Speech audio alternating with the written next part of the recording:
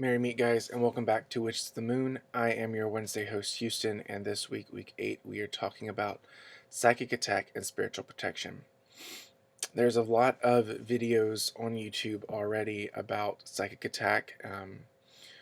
What are some of the symptoms, how you can protect yourself from it, how you know you're under psychic attack, things like that. I just wanted to give my 2 cents before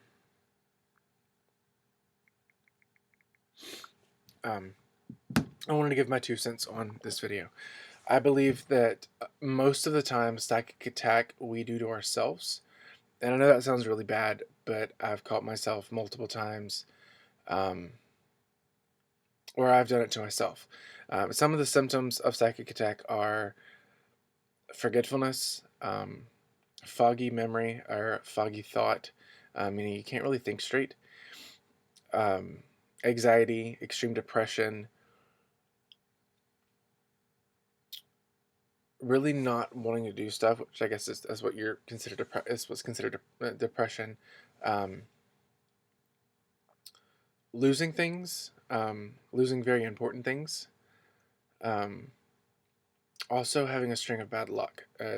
Those are a few among many that are symptoms of being under psychic attack. Um, and there's also many other ways you can find out. You could have a trusted reader if you feel that if you feel that you're under psychic attack. You can have a trusted reader or a friend read for you to see. I don't feel that you reading for yourself to see if you're under psychic attack would be good unless you had a proven method that would keep out your emotions. Because if not, you'd be emotionally biased and you would say yes or no depending on how you felt. And it's very rare for someone to send you a psychic attack or someone to attack you psychically. It's very rare. Most of the time, if someone's going to do that, they're going to do more of a psychological thing where they tell you they're going to send you an attack psychically or magically, and they really don't. What they do is they set you up to believe that they did, and then your conscious believes that you're under psychic attack. So everything that goes wrong in your life, you blame it on being attacked psychically instead of, just going about your daily business and being careful. Now, as for ways to get rid of it or to protect yourself spiritually, a fantastic way is to cleanse.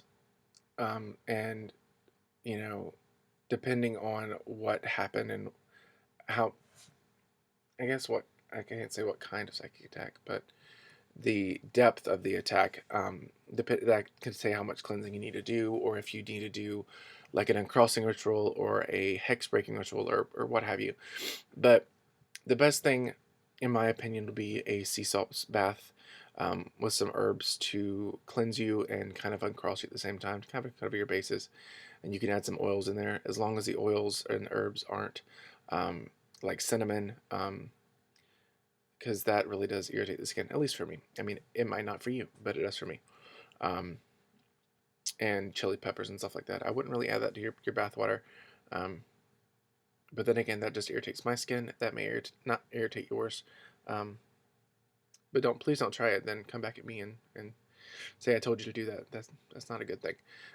Just be forewarned. You can smudge yourself with either sage, Palo Santo, or rosemary. Rosemary is really good at getting rid of psychic leftovers or magical leftovers that people may have sent your way. Um, Another thing is you can create your own incense blend to cleanse, and that'd be like frankincense and myrrh with I love rosemary, rosemary, peppermint, and lavender, or whatever. You can create your own and use that to smudge yourself in your house and your property if you feel like that's been attached as well. Another thing you can do is to become more self-protected and to become more shielded and to work with shielding is to practice. A great way to do that is to practice meditation. It doesn't have to be long periods of time. It doesn't have to, just a couple minutes out of the day. And I know I should practice what I preach because I don't meditate every day, but I believe that meditating every day, you're more aware of your spiritual self and of your spiritual body, and you'll be able to know when something's not right or something. If you're doing something, meditation kind of cuts that out because it helps you calm the mind and be at ease. But if someone else is sending something to you, you'll be able to sense it a little bit better, because you're more openly aware because of your meditation practices. Another thing that you can do is you can banish. You can do a just straight up banishment ritual just to banish the energies that have been sent to you. If you want to, you can do a return to sender spell. A very simple return to sender spell that I like to do involves like those little mirrors, decorative mirrors you can get at Dollar Tree. And if you know the name of the person that's sending stuff to you or said they were going to send stuff to you, usually a lot of people, if they're really going to attack you, they're not going to tell you they're going to attack you. Like the true people who can, they're not going to tell you they're going to attack you. If they have something really devious in the works, just because secrecy is really big in the potency of the attack. So if you know the person, or if you think you know the person, write the name on a piece of paper and have that paper laying like the name on the mirror, and then put a candle on top of that, dressed with like uncrossing oil, or charge it or consecrate it the way you want to, just to return the negative energies back to them. You could do it where it doesn't really bring any harm, it just sends the energies back, or you could full throttle say, throw that shit right back at them. They want to do that to me, I'll throw it right back at them. And if you want to, you can do a counterattack if you want to, or you could just lay low and do what you do. That's totally up to you. For me, depending on the situation, I may go one of either of those ways. I may just send it back to the person and it's like, you know what, be gone, and cleanse myself and bring in the positive energy to the house that the negative energy was taken up, and be done with it. But sometimes, depending, I may send something right back to them, with that return to sender spell, whether it's a counterattack or a blessing or something, just so they leave me alone, kind of divert their attention. Another thing that you could do to help protect yourself is to wear crystals, or to have crystals, keep crystals, wear crystals. And I've said that a lot of times, I didn't mean to.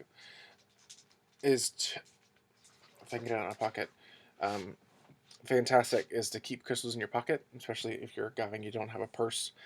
Is to keep crystals in your pocket, or you don't have a bra. I have a lot of women carry their crystals in their bra straps, which is cool. I don't need to wear one, so I keep them in my pocket. Or in your car. I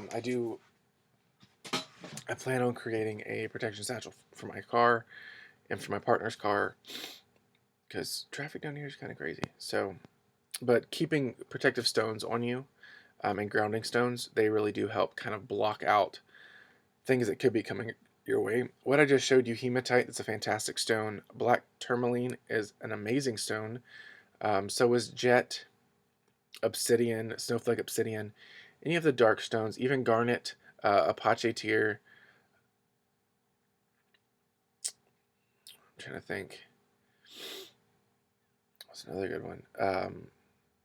Red jasper is a good one, and so is carnelian.